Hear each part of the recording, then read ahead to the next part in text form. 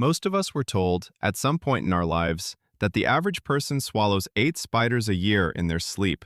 It's one of the most widely repeated facts about spiders in the entire English-speaking world. It has appeared in school textbooks, in trivia columns, in offhand conversations between friends. And it isn't true. It isn't a little bit true, or partly true, or based on something half-remembered. It is one of the most successful pieces of misinformation about the natural world ever to travel through human conversation. And the story of why it isn't true is, in its quiet way, more beautiful than the myth itself. There is, almost certainly, a spider in your home right now. And the question of whether it has ever been anywhere near your sleeping face is one that, when you look at it closely, has a very gentle answer. To understand why the 8 spiders claim is wrong, it helps to understand where it came from. The story most commonly told is that the figure first appeared in a 1990s magazine article about how easily people believe internet misinformation. The author, the story goes, invented the 8 spiders number specifically to demonstrate how a false fact could spread. The irony is that the fact spread far beyond the article, while the article itself was mostly forgotten. This origin story has been retold many times, and some of its details have shifted in the retelling. What is clearly true is that the claim has no scientific basis. No researcher has ever measured it. No study has ever supported it. It exists, and has only ever existed, as a piece of folklore wearing the costume of a statistic. The number 8, in particular, has an interesting quality. It is small enough to feel plausible, large enough to feel surprising, and round enough to feel memorable. If the figure had been 3 or 17 or 1, it would probably never have traveled the way it did. Folklore tends to settle on numbers that are easy to remember and uncomfortable to dismiss. 8, in this case, was almost perfect, a number that sounds like the kind of thing a careful study might have produced. And if a spider has appeared in your home tonight, and one almost certainly will, somewhere, there is a more interesting truth to consider than the myth. The truth is that spiders, for very good reasons of their own, want almost nothing to do with sleeping humans. To see why, it helps to think about what a spider experiences when it moves through a room. A spider does not see the world the way we see it. For most household spiders, vision is a secondary sense. Their primary sense is vibration. The fine hairs on a spider's legs, called trichobothria, can detect air movements smaller than a human breath. They can feel the vibration of a person's footsteps from across a room. They can sense the slow movement of a chest rising and falling in sleep. They can detect the warm air a body releases as it breathes. To a spider, a sleeping human is not a quiet, harmless thing. A sleeping human is an enormous, vibrating, breathing presence, a slow earthquake of warm air and shifting weight. Everything about a sleeping person, from the spider's perspective, is overwhelming. And spiders, by their nature, are creatures that avoid overwhelming things. Their entire survival strategy is based on staying out of the path of anything larger and warmer than they are. So the idea of a spider casually walking across a sleeping person's face is, from the spider's own perspective, almost the opposite of how it would actually behave. The spider would feel the breath.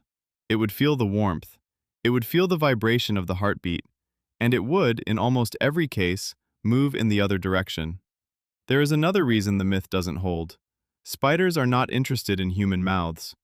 A spider has no use for the inside of a human mouth. It contains no food a spider would recognize. It is warm and wet in ways that are unfamiliar and unwelcoming to an arachnid body.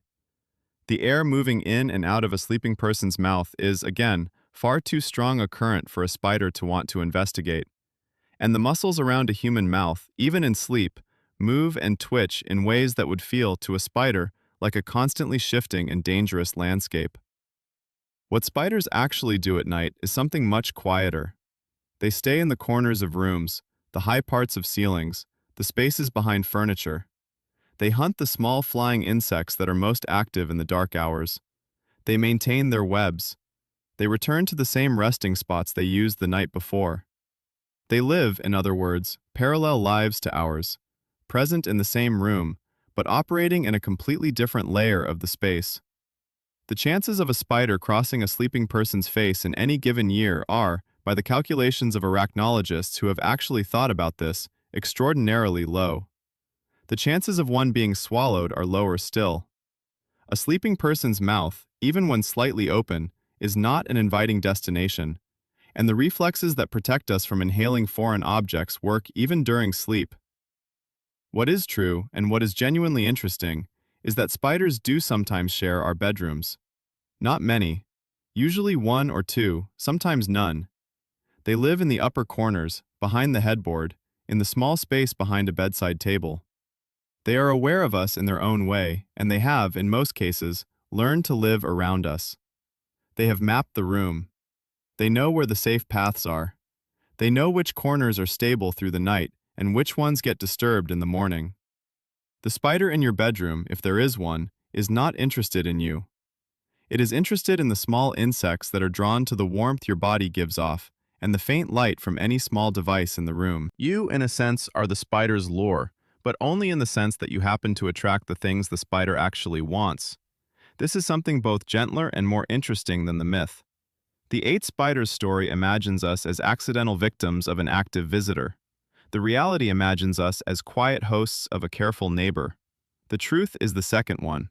The spider has been there all along, not invading, but living. It has been careful. It has been considerate.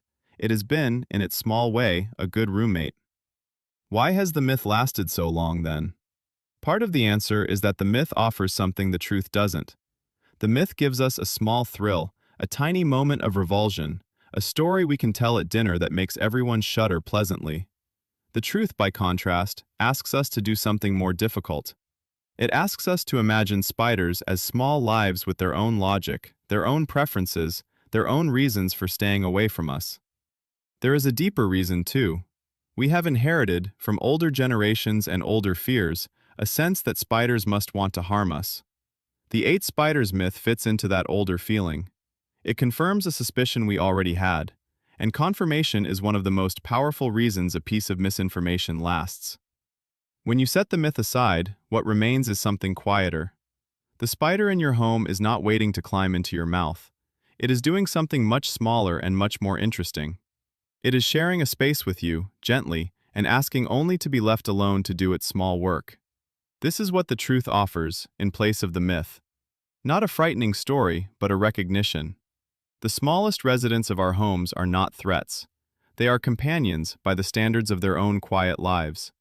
And tonight, when you go to bed, the spider in your bedroom will most likely return to the same corner it has been using for weeks. It will not move toward you. It will move away, in fact, the moment it senses you have settled into sleep. Some of the oldest stories we tell about spiders are simply old misunderstandings. The real spider has been a quieter neighbor than any of us imagined.